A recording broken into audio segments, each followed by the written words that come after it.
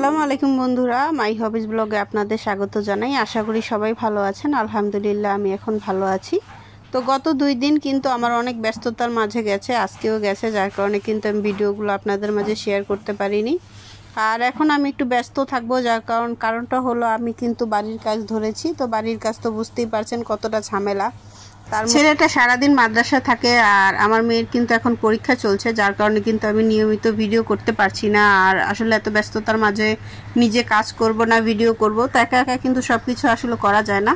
তো যার কারণে কিন্তু আপনাদের মাঝে গত 2 দিন ভিডিও দিতে পারিনি। তো এক ফাঁকে একটু ভিডিও করে তো ভাবলাম আপনাদের মাঝে একটু শেয়ার করি। তো আমি কিন্তু খুব দুঃখের সাথে জানাচ্ছি যে আমার যে গাছটা এটা কিন্তু কেটে ফেলছি। ওই সাইডের গাছগুলো জানেন গত এক ভিডিওতে দেখিয়েছিলাম, গাছগুলো কিন্তু আমি সরিয়ে নিয়েছি, সরিয়ে কিন্তু আমি এক সাইড করে নিয়েছি আর ওই চিপার মধ্যে রেখেছি। তো ওই জায়গাটা কিন্তু আমি খালি করেছি ড্রেনের। তো এখানে ড্রেনের এটা খালি করেছিলাম মূলত ড্রেন পরিষ্কার করার জন্য। তো এটা করেনি, যে কারণে হোক না কেন। তো আল্লাহর কাজ আসলে সবই ভালো, কিন্তু মাঝখান দিয়ে আমার গাছগুলো খুবই ক্ষতি হচ্ছে। এই একটা বাড়ির কাজ করতে গেলে আসলে বোঝা যায় যে আসলে বাড়ির অনেক ক্ষতি হয়। তো আমি পুঁইশাক গাছ কিন্তু এই গাছগুলো আমার সরাতে হবে। তো সরালে কিন্তু এই পুঁইশাক গাছগুলো রাখা যাবে না এখানে। তো তাই পুঁইশাকগুলো আমি কেটে খেয়ে ফেলছি। আর আমার অনেকগুলো আসলে গাছের ক্ষতি হয়েছে, যা কিন্তু আমি পরে আপনাদের দেখাবো একদম শেষের দিকে। আর এত মানুষ ভাবতাম যে বাড়ি করলে কেন গাছের ক্ষতি করে, মায়া লাগে না। এখন নিজে বুঝতে পারছি যে কিচ্ছু করার নেই, মায়া লাগলেও গাছ কাটতে হয়। আমাকে তো বলেছে রীতিমতো ওনারা যে গাছ ফেলে দেন, পরে আবার গাছ নিয়ে আসবেন। আসলে গাছ এমন একটা জিনিস যে মায়ার জিনিস, সেটা কিন্তু ফেলে দেওয়া যায় না।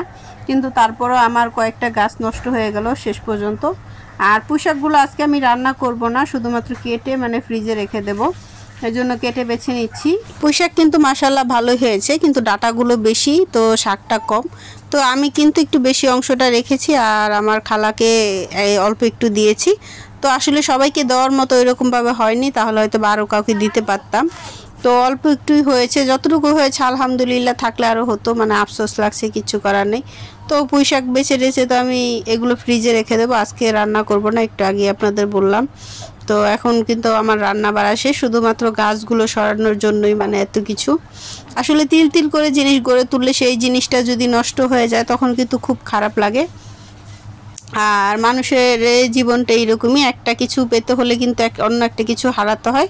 তো যাই হোক, আর কি বলবো আপনাদের সাথে, তো শেয়ার করার মতো আসলে এখন ওইরকম সময়ও নেই। তো আমার জন্য সবাই দোয়া করবেন যেন আমি ভালো মতো বাড়ির কাজটা শেষ করতে পারি। আর এই যে দেখুন, এখানে কিন্তু সবগুলো গাছ সরিয়ে এখন শুধু বালুর বস্তা আর বালুর বস্তা। আসলে আমাদের পর্যাপ্ত পরিমাণে জায়গা নেই, যার কারণে কিন্তু আমাদের এই বাড়ির সামনেই এগুলো রাখতে হচ্ছে। তো এইভাবেই চলছে আর কি। তো একটু এলোমেলো, খুব বাজে অবস্থা, কিচ্ছু করার নেই। তো এতক্ষণ পর্যন্ত যারা ভিডিওটা দেখেছেন তাদেরকে অসংখ্য ধন্যবাদ জানাই। আর ভিডিওটা যদি ভালো লাগে তাহলে অবশ্যই লাইক, কমেন্ট, শেয়ার করতে ভুলবেন না। আল্লাহ হাফেজ।